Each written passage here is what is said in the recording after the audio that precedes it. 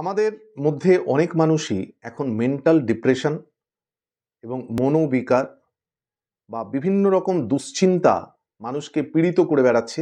Plus স্টুডেন্টদের অনেক সময় দেখা যায় যে কনসেন্ট্রেশনের অভাব হচ্ছে, মনোসংযোগ এবং মনের একাগ্রতা ভাবটা তা দূরীভূত হয়েছে, কিছুতেই মনটাকে বসাতে পারছে না, পড়ায় মন বসাতে পারছে না। কি করবেন আপনারা?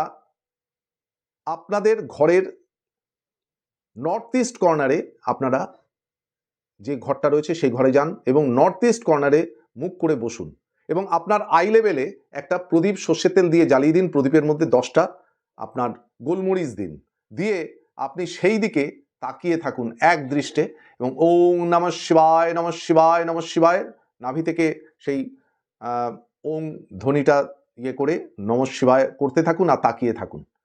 এইভাবে আপনারা যতক্ষণ আপনাদের চোখটা বুঝে না আসছে ততক্ষণ পর্যন্ত আপনারা তাকিয়ে থাকুন। এই রকম শনি রবি সোম সপ্তাহে 3 দিন 5 সপ্তাহ করুন, আপনারা নিজেদেরই বুঝতে পারবেন যে আপনাদের মেন্টাল ডিপ্রেশন কেটে যাচ্ছে এবং একাগ্রতা আসছে। নমস্কার।